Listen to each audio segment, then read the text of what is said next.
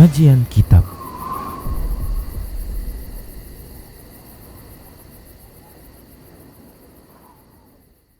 Bismillah, assalamualaikum warahmatullahi wabarakatuh.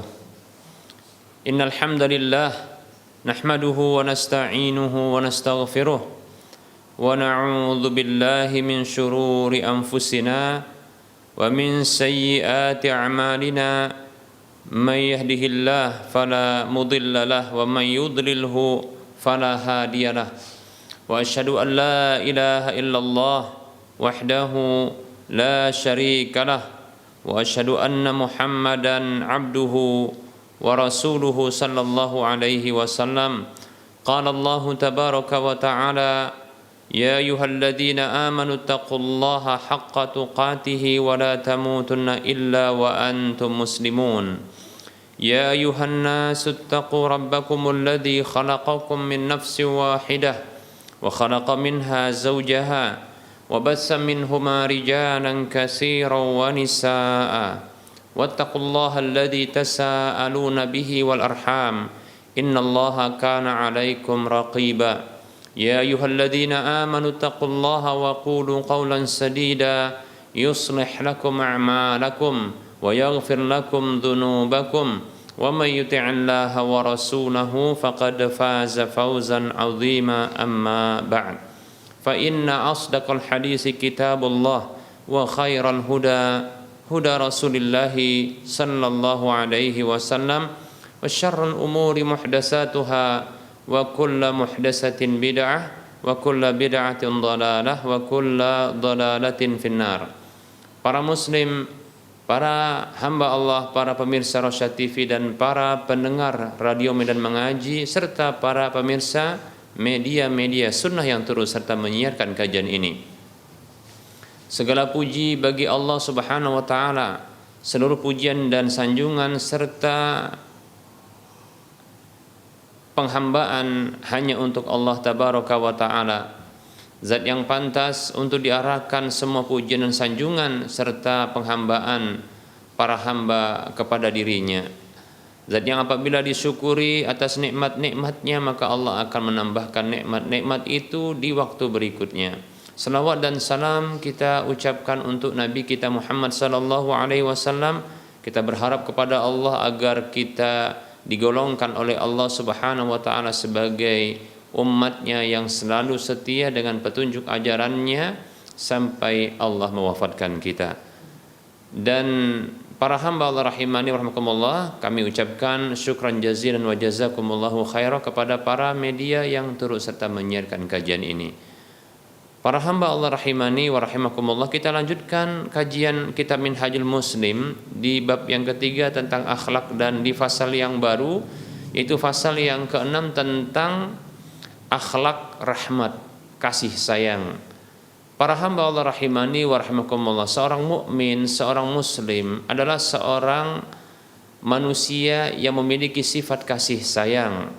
Sifat kasih sayang merupakan salah satu dari akhlak-akhlak yang mulia, di mana munculnya sifat kasih sayang itu berasal dari kesucian jiwa dan kebersihan hati. Seorang mukmin tatkala dia melakukan kebaikan, beramal saleh, menjauhi keburukan, menjauhi segala bentuk kerusakan, maka senantiasa dirinya berada dalam kondisi kebersihan jiwa dan bagusnya hatinya.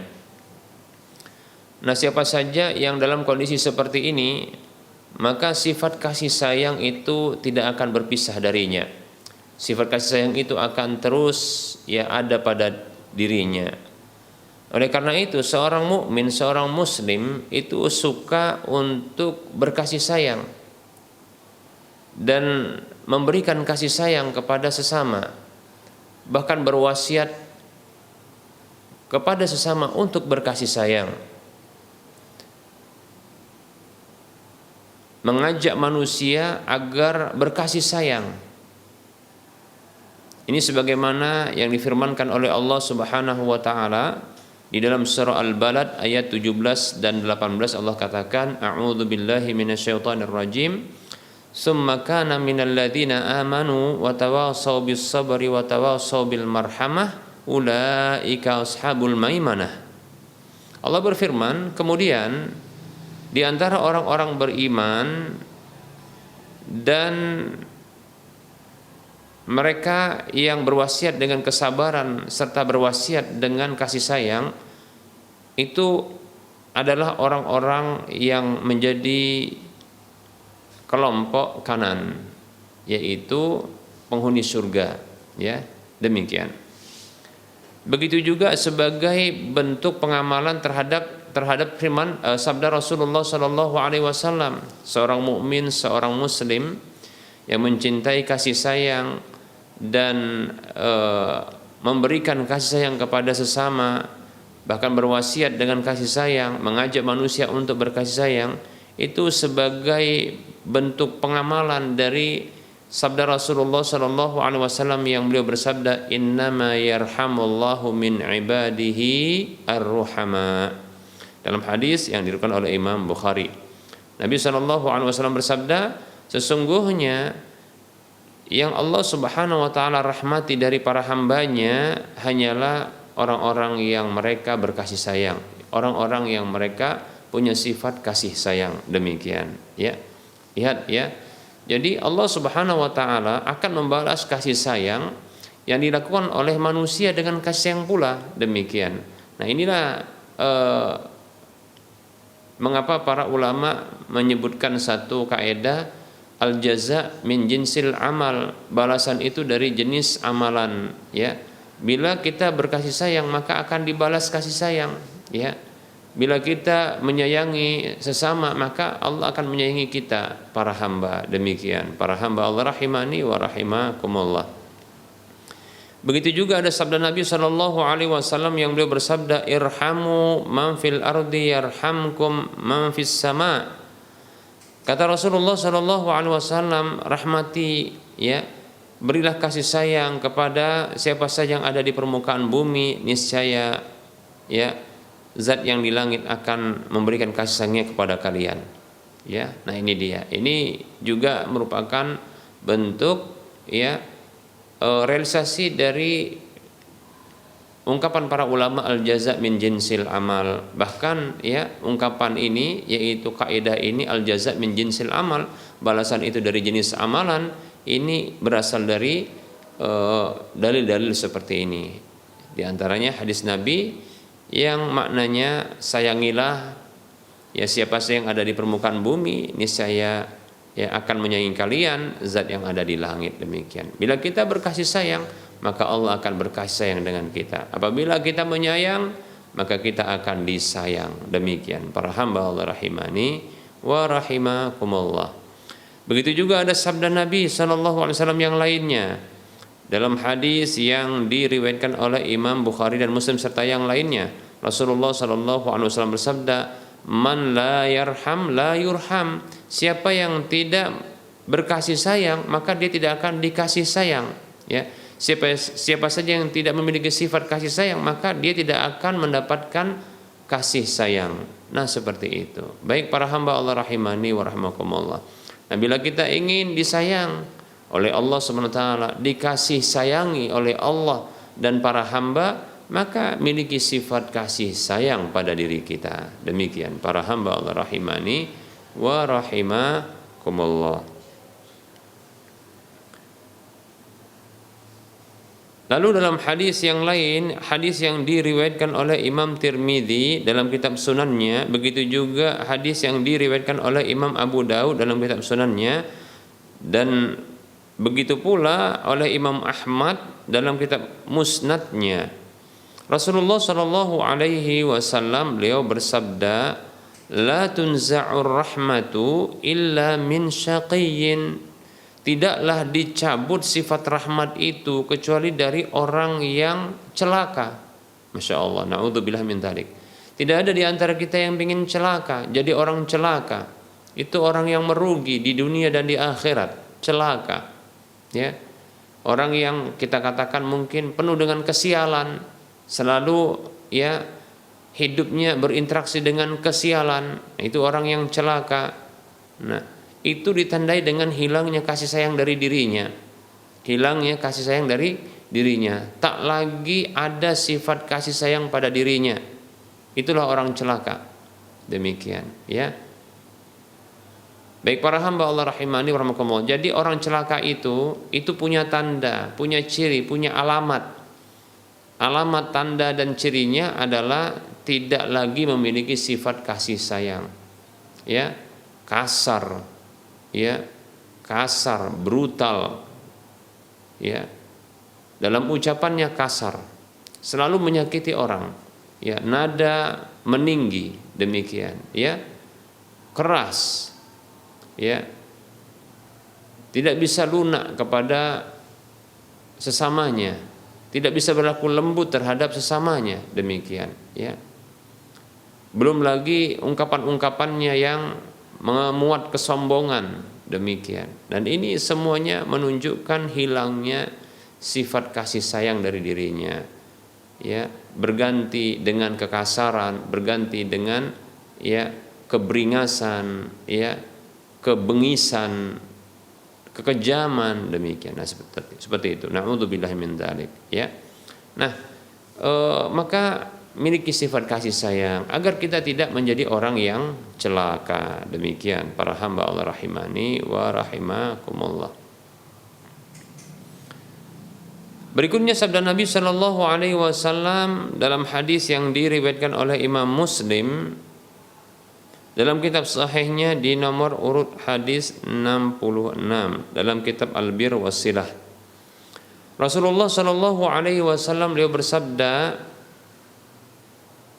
masalul mu'minina fi tawaddihim wa tarahumihim wa ta'atufihim kamasalil jasadi idza ishtaka minhu 'udwun tada'a lahu sa'irul jasadi bis-sahari wal humma bis-sahari wal humma.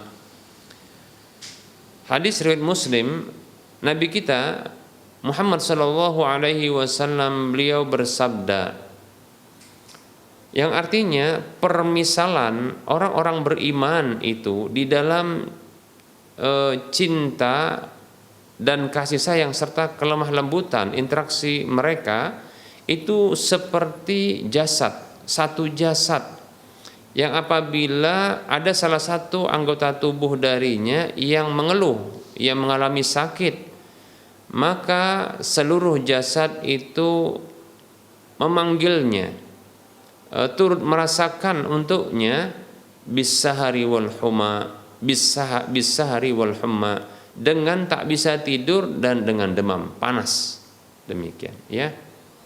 Lihat demikian, ya. Ini merupakan bentuk ciri keimanan, kita katakan ciri keimanan. Dan di antara bentuk keimanan, aplikasi dari keimanan itu saling berkasih sayang, ya, saling berkasih sayang, demikian, cinta kasih, berlemah lembut, demikian, ya. Ini ciri orang beriman, demikian, ya. Ciri orang beriman, ya. Bahkan ini teraplikasi dalam kehidupan mereka, ya, sifat kasih sayang ini. Dan ini didapatkan tatkala ada saudara-saudara yang mengalami, ya, kekurangan, mengalami, ya,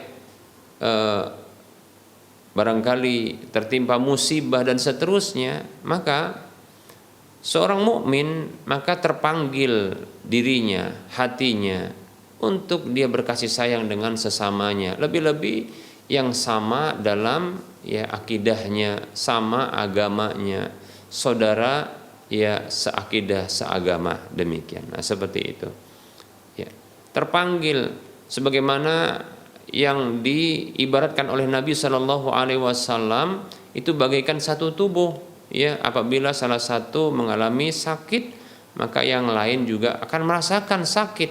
Bagaimana cara merasakan sakitnya? Yaitu dengan, ya, tidak bisa tidur dan mengalami demam panas, demikian. Baik para hamba Allah rahimani wa rahimakumullah.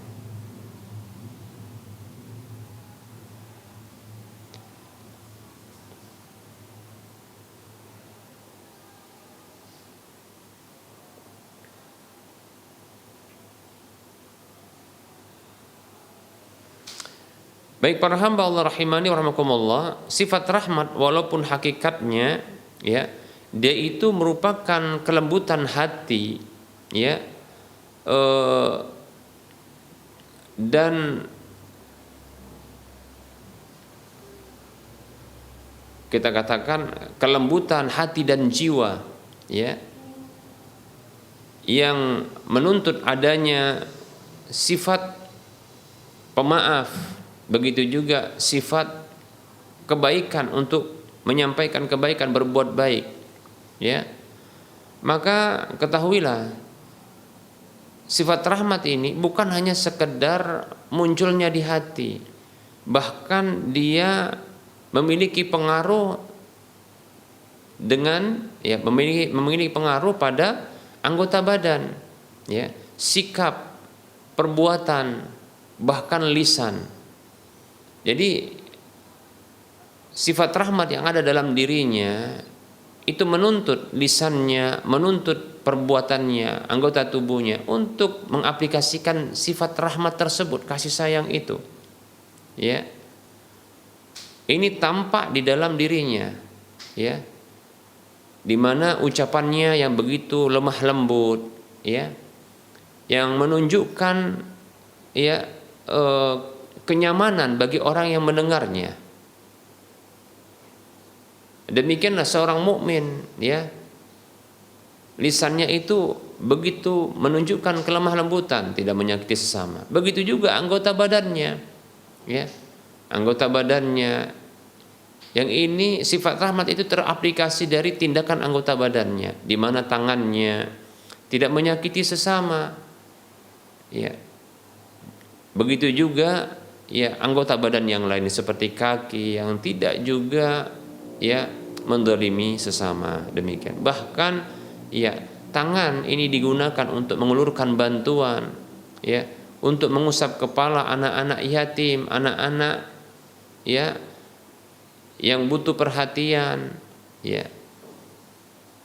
Bahkan kakinya diarahkan untuk menuju kepada orang-orang yang dalam kondisi tertimpa musibah yang butuh kepada pertolongan ya, demikian. Nah itu munculnya dalam hati, munculnya tadinya adalah dari dalam hatinya, yaitu sifat rahmat kasih sayang itu yang dia asalnya adalah ya adalah kelembutan hati yang ternyata menuntut ya sifat ini, menjadikan pemilik dari sifat ini ya untuk berkasih sayang dengan ya lisannya dan anggota badannya. Oleh karenanya ya Nabi Muhammad SAW ketika mensifati seorang mukmin ya, seorang muslim, beliau mengatakan sallallahu alaihi wasallam, al-muslimu man salimal muslimuna min lisanihi wa yadihi ya. Orang muslim itu maksudnya orang muslim yang terbaik itu adalah orang-orang yang orang muslim lainnya itu selamat dari lisannya dan tangannya ya, anggota badannya, demikian ya. Yaitu dia tidak menyakiti, bahkan ya cenderung dia memaafkan, bukan dia menyakiti, bahkan ketika ada orang yang menyakiti dirinya malah dia memaafkan, lisannya mengucapkan tutur kata ya penerimaan, kemaafan. Nah seperti itu ya. Bahkan dia tahan anggota tubuhnya, anggota badannya untuk membalas keburukan dengan keburukan. Sebaliknya malah dia ya mengarahkan ya dengan kelembutan hatinya ya agar anggota badannya ini bisa berbuat kebaikan ya, memberikan bantuan dan pertolongan. Demikian para hamba Allah rahimani wa rahimakumullah ya, memberikan bantuan, pertolongan ya, memberi makan. Nah seperti itu. Baik para hamba Allah rahimani wa rahimakumullah. Nah ini ciri memang orang Islam ya, Ciri orang Islam demikian, ya, orang Islam itu selalu mengucapkan salam, memberikan makan, ya, menolong orang-orang yang butuh bantuan. Nah, seperti itu orang Islam. Ya. Makanya Nabi SAW pernah bersabda, "Ya ayuhan nas, wahai manusia, absus salam, sebarkanlah salam, wa at'imut ta'am, berikan makan, ya. Wasilul arham, sambung tali silaturahim, wasallu billaili wan nasu niyam, salatlah di malam hari dalam kondisi orang-orang tertidur pulas, ya. Tadkhulu al jannata bis salam, kau masuk surga dalam kondisi, ya, dalam kondisi selamat." Demikian. Baik para hamba Allah rahimani wa rahimakumullah. Ya. Jadi memberikan makan, mengucapkan salam, ya. Nah, ini merupakan, ya, pengaruh dari sifat rahmat yang ada di dalam dirinya. Demikian. Seperti itu. Sifat rahmat yang ada dalam dirinya, ya. Seperti itu. Baik para hamba Allah rahimani wa rahimakumullah. Nah, barangkali ini saja materi yang bisa kita sampaikan pada pertemuan kali ini. Insyaallah taala, ya, kita akan lanjutkan pada pertemuan yang akan datang, ya, dengan menyebutkan dalil-dalil dari hadis Nabi Shallallahu alaihi wasallam terkait dengan, ya, bentuk-bentuk sifat rahmat, ya, yang mesti tampak, ya, di dalam anggota badan kita, yang harus tampak, ya, di dalam aplikasi kehidupan, ya, hidup kita, ya. Demikian. Insyaallah taala pada waktu mendatang kita akan lanjutkan. Baik, kita buka saja sesi soal jawab bagi para pemirsa dan para pendengar sekalian yang ingin bertanya. Silakan hubungi nomor layanan kami, yaitu dengan mengirimkan pertanyaan lewat chatting WhatsApp di nomor 0812 12 12 8834. Baik para hamba Allah rahimani wa rahimakumullah.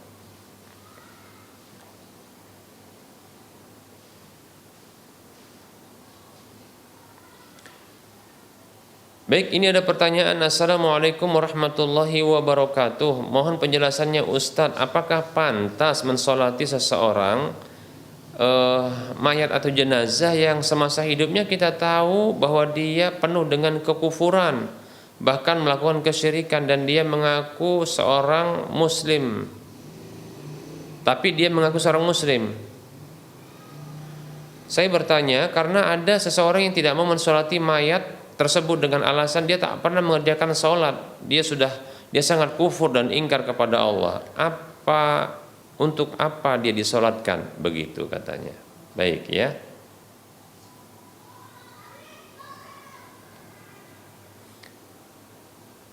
Waalaikumsalam warahmatullahi wabarakatuh. Semoga Allah Subhanahu wa taala senantiasa memberikan sifat rahmat di dalam diri kita, ya. Baik para hamba Allah rahimani wa rahimakumullah.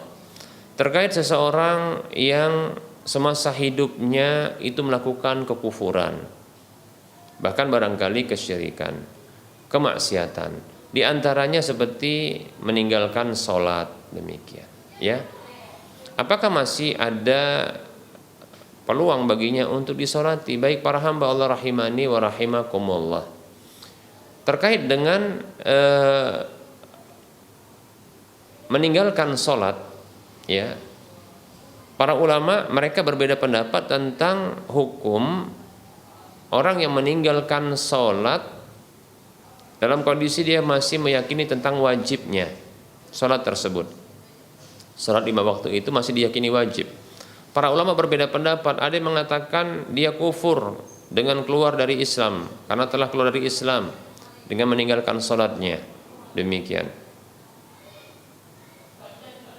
Nah, barangkali orang yang tidak mau mensolati ini berpegang dengan pendapat yang pertama ini, yang dalilnya adalah al-ahdul ladzi bainana wa bainahum, ya, as-salatu faman taraka faqad kafara. Satu hal yang dikenal menjadi pembeda antara kita dengan mereka, kita adalah orang Islam, mereka adalah orang kafir, adalah salat. maka siapa yang meninggalkannya maka sungguh dia telah kafir, begitu ya. Nah, ini barangkali orang tersebut berpegang dengan hal seperti ini ya. Pendapat yang kedua adalah pendapat yang mengatakan tidak keluar dari Islam, tapi dia jatuh kepada kekufuran dengan derajat kufur asghar, kufur kecil. Yang itu juga merupakan dosa besar yang bahkan lebih besar ketimbang dosa berzina, dosa minum-minuman keras, dosa berjudi, dosa riba, demikian. Lebih besar ketimbang dosa tersebut. Karena sholat adalah rukun Islam yang kedua, demikian. Nah, seperti itu. Hanya saja tidak menyebabkan pelakunya keluar dari Islam, kecuali kalau dia meyakini bahwasanya sholat fardu itu tidak wajib, demikian. Ya, ini maka sepakat para ulama orang tersebut kafir, demikian ya. Nah, pendapat kedua ini saya condong kepada pendapat ini tidak kafir. Ya. Mengapa demikian? Karena ada hadis Nabi Shallallahu Alaihi Wasallam ya yang mengatakan bahwasanya ya inna awala ma yuhasabu bihil abdul muslimu yaumal qiyamati as-salatu. Sesungguhnya amalan pertama yang diperhitungkan seorang hamba muslim dengannya adalah salatnya. Ya.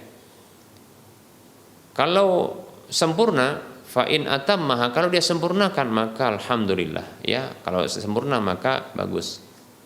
Apabila tidak sempurna atau kurang ya, maka Allah Subhanahu wa taala berfirman kepada para malaikat, "Unduru hal li 'abdi ya min tatawwu'in." Lihatlah ya kepada hambaku, apakah hambaku memiliki salat-salat sunat. Kalau dia punya salat sunat maka akan disempurnakan salat wajibnya dengan salat sunatnya. Demikian. Dan diberlakukan semua amalan itu sepertinya. Demikian. Nah, ini dalil yang menunjukkan bahwasanya ternyata ya tidak kafirnya orang meninggalkan salat. Ya. Di mana bisa disempurnakan dengan salat sunatnya kalau dia punya. Nah, seperti itu. Ya. Namun tentunya ini sangat berbahaya ya bagi orang yang meninggalkan sholat secara sengaja, bahkan meremehkannya, karena itu merupakan bentuk kekufuran yang dosanya lebih besar ketimbang dosa ya berzina, minum-minuman keras, berjudi, dan begitu juga lebih besar dari dosa riba, demikian. Nah, seperti itu. Wallahu taala a'lam ya.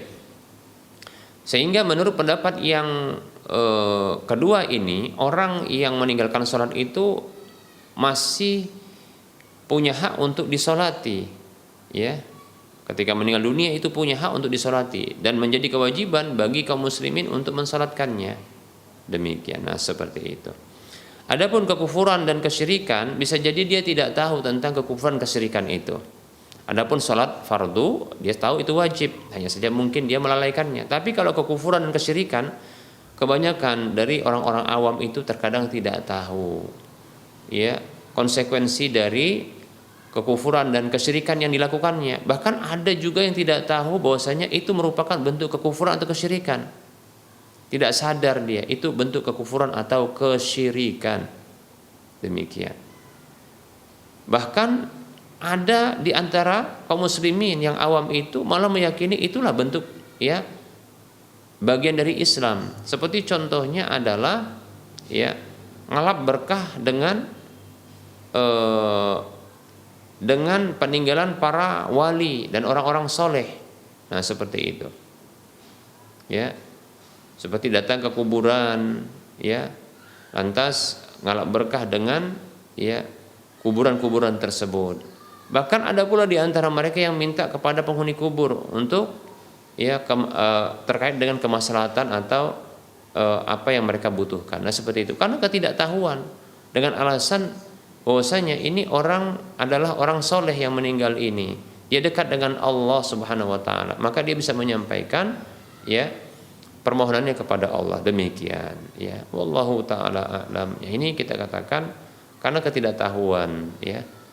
Seperti itu. Maka sementara di antara penghalang jatuhnya kekufuran ya Kekafiran bagi seseorang itu adalah karena ketidaktahuan.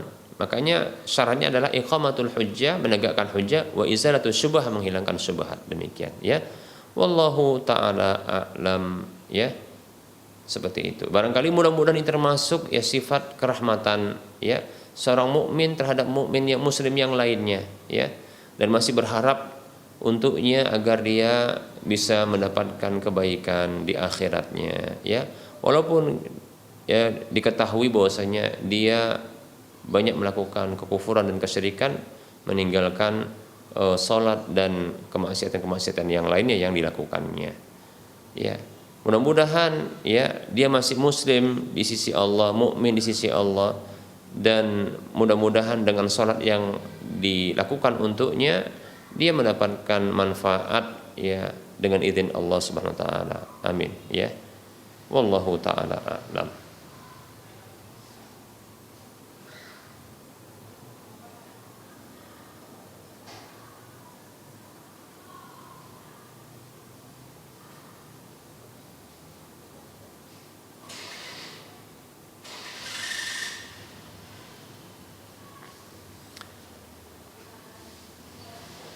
Assalamualaikum warahmatullahi wabarakatuh. Ustadz, ada yang nitip pertanyaan. Ada seorang ikhwan, maksudnya adalah laki-laki ya, yang saat ini bekerja sebagai satpam di sebuah perusahaan. Yang membantu beliau masuk ke perusahaan itu adalah sahabatnya yang belum ngaji, yang belum belajar sunnah. Sahabatnya itu sekaligus atasannya di perusahaan tersebut. Ada kesempatan untuk menjadi pegawai tetap. Saat akan diangkat jadi pegawai tetap, sahabatnya yang juga atasannya itu meminta si ikhwan itu untuk membantu dia meminjam ke bank, minjam uang ya, maksudnya berhutang ke bank ya, ke bank dengan atas nama si ikhwan tersebut, meminta tolongnya dengan pemaksaan. Sementara jika si ikhwan ini tidak memenuhi permintaan sahabat yang juga atasannya ini, mungkin pilihannya adalah resign.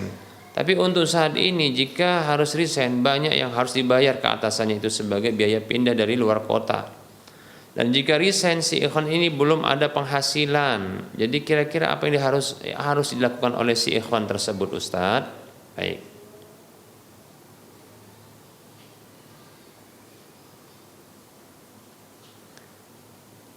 Waalaikumsalam warahmatullahi wabarakatuh. Semoga Allah Subhanahu wa taala senantiasa menjaga kita di atas ketaatan kepada Allah dan Rasul-Nya. Baik para hamba Allah rahimani wa rahmakumullah ya. Untuk kasus seperti ini, maka yang dibutuhkan adalah edukasi, yaitu memberikan edukasi atau penjelasan kepada teman, sahabat, sekaligus atasan dari orang yang berkasus ini. Demikian ya, edukasi, dijelaskan ya. Ya tentunya mungkin bahasa yang digunakan adalah bahasa pertemanan ya, ya seperti itu ya. Mungkin dengan mengatakan sahabatku ya yang aku cintai karena Allah gitu, mohon maaf ya, berhutang ke bank ya, dengan adanya bunga tambahan yang akan diberlakukan oleh bank itu ya, itu adalah riba. Dan riba itu merupakan dosa yang akan membinasakan pelakunya, yang akan dinyatakan sebagai bentuk perang kepada Allah dan Rasul-Nya. Sampaikan dalil-dalilnya begitu ya. Jadi edukasi yang diberikan, yang minimal atau yang paling ringan dari riba tersebut, dari pintu-pintu riba adalah seperti menzinahi ibu sendiri.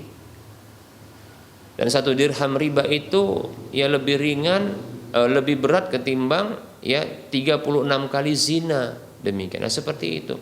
Sampaikan dalil-dalil kepada ya sahabatnya tersebut dengan bahasa yang tidak menggurui, bahasa yang barangkali ini keterbukaan ya antara hati sahabat satu dengan yang lainnya.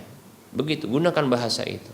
Jadi menyampaikan Nah, kemudian setelah itu minta izin dan minta maaf kepadanya untuk tidak memenuhi permintaannya.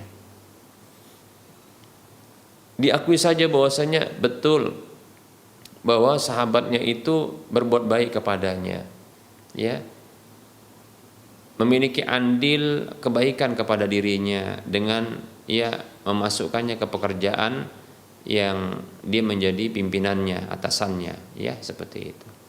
Sampaikan terima kasih, tapi minta izin kepadanya untuk ya lebih mendahulukan ya keridhaan Allah, seperti itu. Untuk lebih ya mendahulukan taat sama Allah. Nah, begitu. Ya.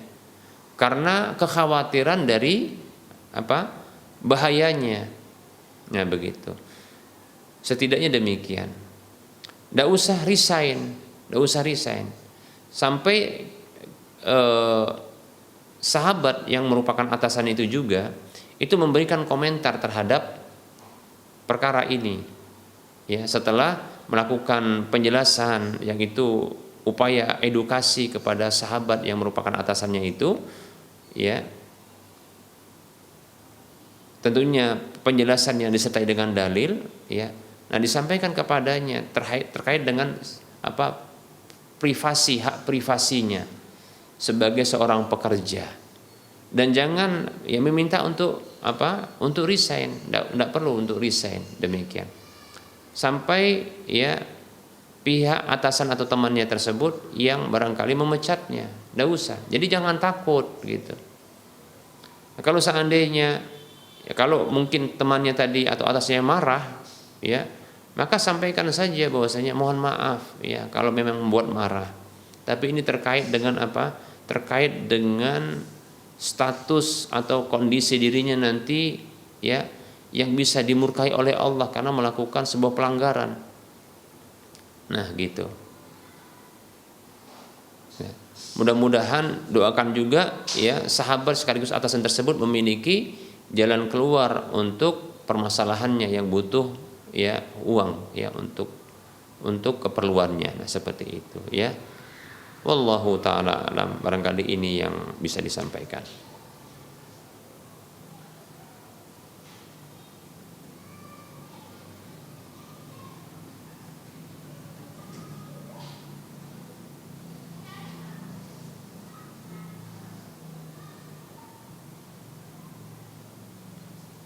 Baik para hamba Allah rahimani wa rahimakumullah. Ada pertanyaan, bismillah Ustaz, saya dapat perkataan yang isinya seperti ini, jika Allah memiliki wajah pasti memiliki hidung juga toh. Apakah ini perkataan batil Ustaz? Ini perkataan dari firqah mana ya Ustaz? Mohon bimbingannya. Bismillah. Ketahuilah bahwasanya orang-orang yang menyimpang dari pemahaman Ahlus Sunnah wal Jamaah di dalam nama dan sifat-sifat Allah Subhanahu wa taala begitu banyak. Ya. Ada Jahmiyah, ya. Ada Mu'tazilah, ada orang-orang yang musyabbihah yang menyerupakan Allah Subhanahu wa taala dengan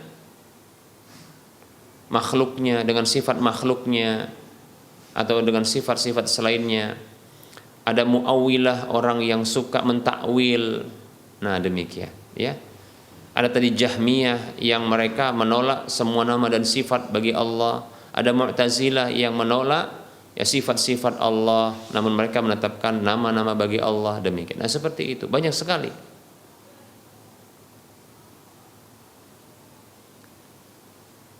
Jika Allah punya wajah, ini komentar, jika Allah punya wajah, tentu Allah punya hidung juga. Maka kita katakan ya, Ahlus Sunnah wal Jamaah di dalam menetapkan sifat-sifat Allah Subhanahu wa taala, dalam hal inilah sifat-sifat zatiyah Allah, bahkan semua nama dan sifat Allah itu berdasarkan wahyu.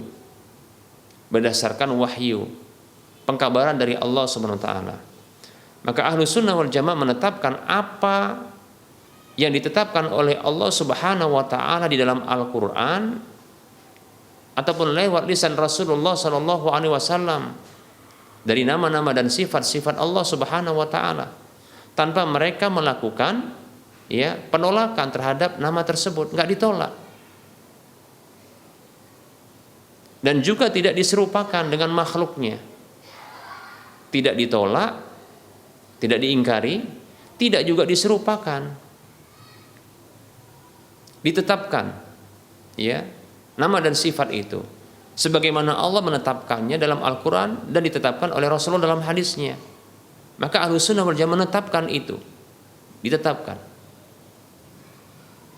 Mengapa mereka menetapkan? Karena Allah yang menetapkannya. Kenapa mereka menetapkannya? Karena Rasulullah yang menetapkannya dalam hadisnya. Demikian. Seperti itu. Maka Ahlus Sunnah wal Jamaah, orang-orang yang beradab kepada Allah dan Rasulnya, orang-orang yang mereka beriman kepada Allah dan Rasulnya, mereka itu menetapkan karena Allah dan Rasulnya menetapkan hal tersebut, maka ditetapkan. Apa yang tidak ditetapkan oleh Allah dan Rasulnya, mereka tidak berani menetapkannya. Hanya saja ketika mereka menetapkan itu, mereka tidak menolaknya, nggak berani mereka menolaknya. Itu sikap Ahlus Sunnah wal Jamaah. Mereka tidak berani melakukan ta'til, penolakan, pengingkaran, tidak. Baik itu keseluruhan maupun sebahagian. Kemudian mereka tidak berani melakukan tasbih atau tamsil, menyerupakan nama dan sifat Allah tersebut dengan nama dan sifat makhluk, nggak berani mereka menyerupakan. Kenapa? Karena Allah sendiri yang mengatakan laisa kamitslihi syai'un. Tidak ada sesuatu pun yang serupa dengan Allah. Walam yakul lahu kufuwan ahad. Tak ada satu pun yang sebanding dan setara dengan Allah. Nah, seperti itu. Enggak berani mereka itu menyerupakan atau memisalkan dengan sifat-sifat makhluk. Begitu juga mereka tak berani untuk membayangkan bagaimana bentuknya. Bertanya saja tentang bagaimana bentuknya enggak berani mereka. Itu Ahlus Sunnah wal Jamaah. Karena enggak ada yang sebanding dengan Allah, ngapain pula ditanyakan? Nah, begitu. Kemudian mereka tidak mentakwilkannya, tidak memalingkan maknanya kepada makna yang lainnya. Demikian. Nah, tentang kasus yang ditanyakan ini, wajah. Ahlus Sunnah wal Jamaah menetapkan wajah itu dengan wajah yang hakiki, yang sesuai dengan keagungan dan kemuliaan Allah, yang tidak serupa dengan makhluknya. Begitu. Adapun hidung, Allah tidak kabarkan bahwasanya dia punya hidung, sehingga Ahlus Sunnah wal Jamaah tidak berani menetapkannya, juga tidak berani mengingkarinya. Artinya tawakuf, yaitu tidak bersikap tentang penetapan itu, hidung itu. Kenapa? Allah tidak menyatakannya, maka mereka tidak menyatakannya. Apa yang sampai kepada mereka tentang pengkabaran tersebut, maka diimani. Nah, orang-orang seperti ini, kalau Allah punya wajah lantas Allah punya hidung, ini orang-orang aklani, orang-orang yang mendewakan akal, yang mengkultuskan akal.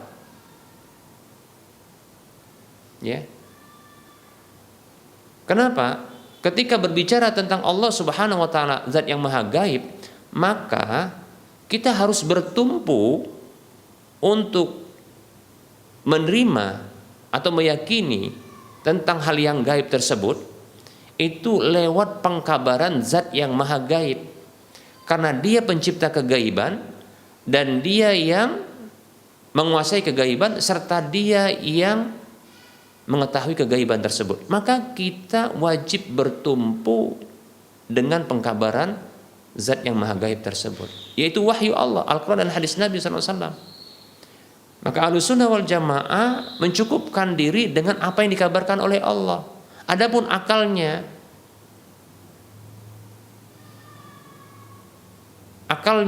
yang menjelajah begitu, maka itu dihentikannya, karena akalnya tidak akan sanggup untuk dia memahami tentang perkara yang gaib. Demikian. Akal saja tidak bisa mengidentifikasi tentang hakikat dirinya. Bentuk akal itu apa, warna akal itu apa, kemudian apa aromanya, apa rasanya, itu tidak diketahui oleh akal itu sendiri. Lalu bagaimana dengan Allah Subhanahu wa taala? Nah, kenapa Ahlus Sunnah wal Jamaah menetapkan wajah bagi Allah Subhanahu wa taala? Karena Allah yang mengkabarkan tentang dirinya. Ya. Kullu syai'in halikun illa wajhah. Segala sesuatu itu akan hancur kecuali wajahnya. Allah menyebutkan sebahagian dari dirinya ya untuk menunjukkan seluruhnya, demikian. Itu menunjukkan Allah punya wajah. Allah yang menyatakan tentang dirinya bahwasanya dia punya wajah.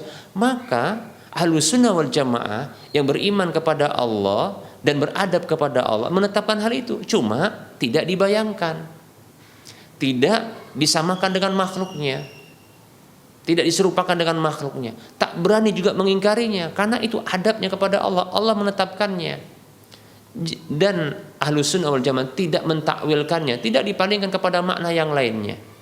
Itu wajah yang hakiki sesuai dengan keagungan dan kemuliaan Allah yang tidak serupa dengan makhluknya. Begitu. Demikian ya. Adapun terkait dengan hidung, Allah nggak kabarkan, maka mereka pun tidak berani untuk, Ahlus Sunnah wal Jamaah tidak berani untuk menetapkannya. Begitu. Nggak berani untuk menetapkannya. Kalau mereka menetapkan atas dasar konsekuensi akal mereka, maka berarti mereka sedang menetapkan itu dengan dasar akal. Sementara kalau begitu Ahlus Sunnah wal Jamaah atau seseorang yang menetapkan itu sedang berbicara tentang Allah tanpa dalil. Itu bahaya.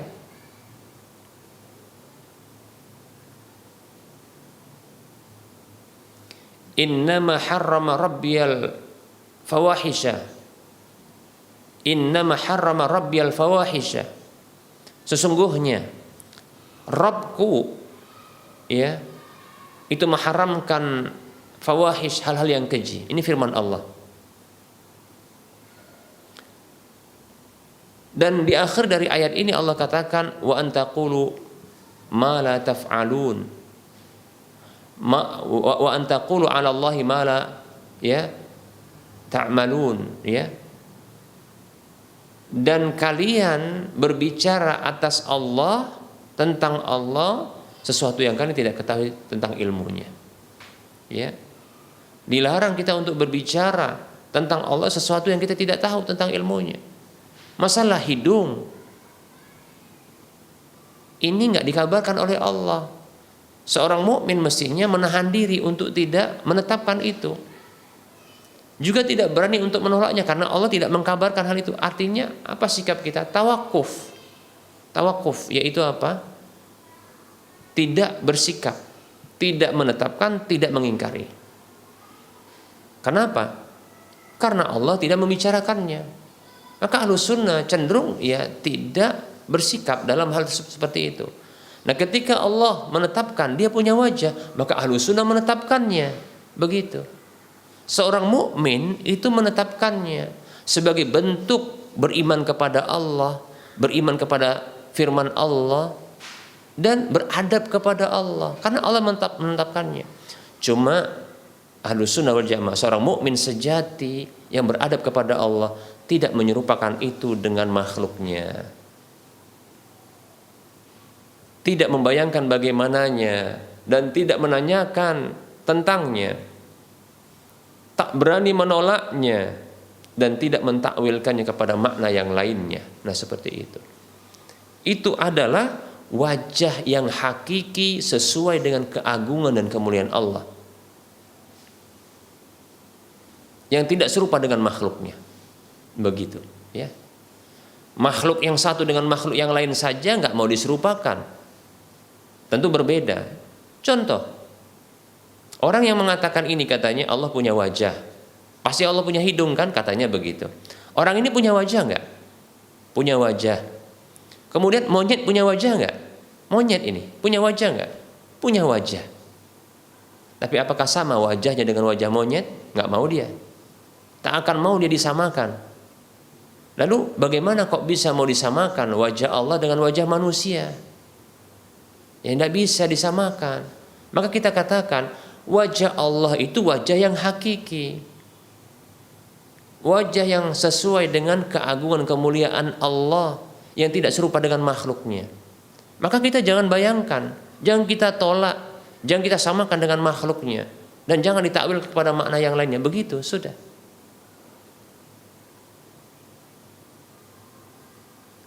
Nah gitu ya. Permasalahannya karena Allah tidak menampakkan dirinya kepada kita, sehingga kita tidak bisa melihatnya. Tapi Allah kabarkan tentang dirinya, maka kita beriman gitu. Jangan kurang ajar dengan cara menolaknya. Jangan kurang ajar dengan cara menyamakan dengan makhluknya, atau menanyakan bagaimana tentangnya, atau membayangkan bagaimana bentuknya, atau mentakwilkannya. Oh, bukan itu maksudnya. Ini kurang ajar sama Allah Subhanahu wa taala. Demikian. Dan ini ungkapan, ya kalau Allah punya wajah, pasti punya hidung. Ini orang ini kurang ajar sama Allah. Allah nggak mengkabarkan kok dia kabarkan. Ini lancang terhadap Allah Subhanahu wa taala, lancang itu. Demikian ya. Wallahu taala a'lam.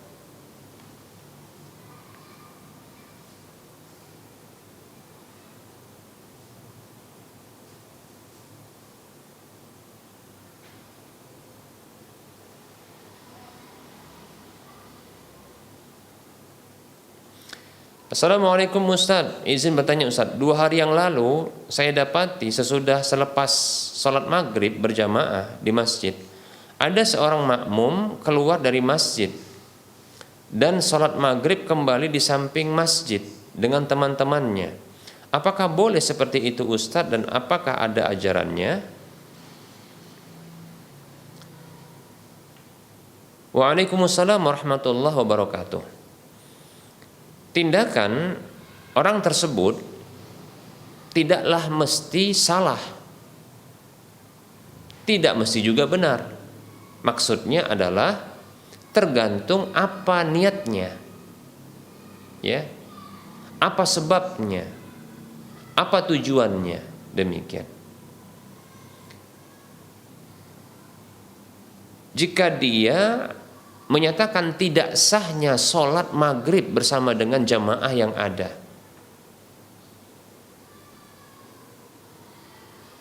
padahal jamaah tersebut ya itu adalah orang-orang muslim, demikian,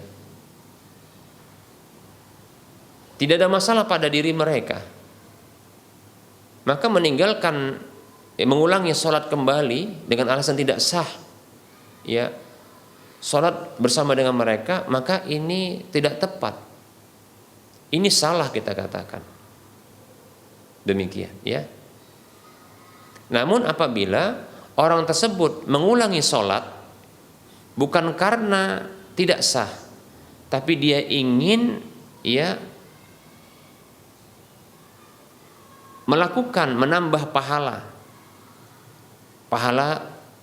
melakukan sholat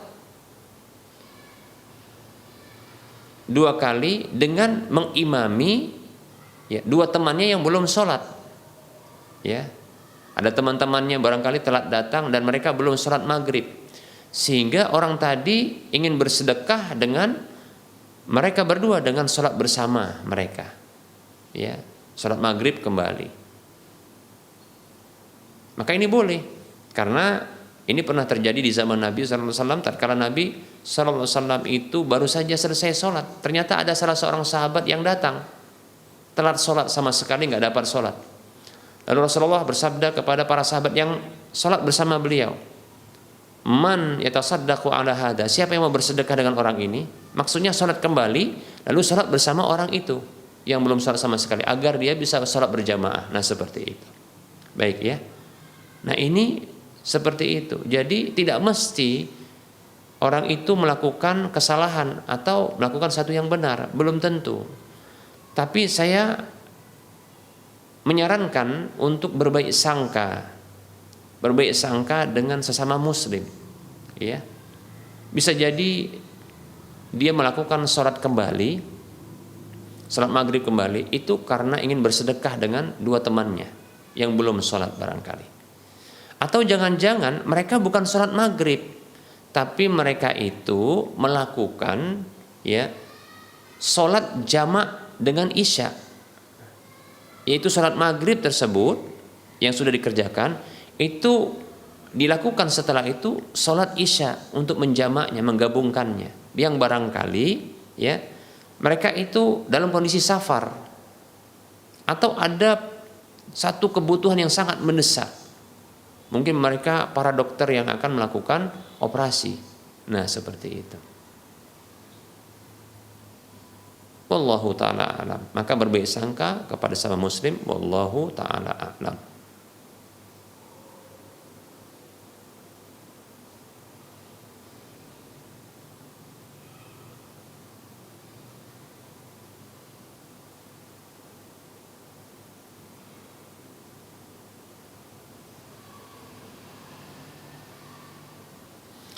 Baik, ada pertanyaan. Assalamualaikum warahmatullahi wabarakatuh. Ustadz, saya ingin bertanya, apakah arisan keluarga yang setiap bulan dilakukan dan ada acara makan-makan itu diperbolehkan? Saya pernah baca dari satu buku, tidak diperbolehkan arisan yang ada acara makan-makannya di dalamnya. Sedangkan arisan ini adalah acara keluarga yang setiap bulan dilakukan dengan niat menyambung tali silaturahim. Bagaimana penjelasannya, Ustadz?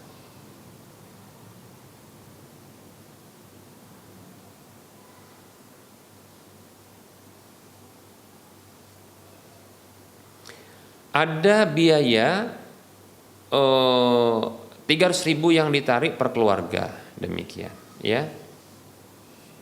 Ada 10 keluarga jadi totalnya 3 juta. Tidak ada uang admin, demikian.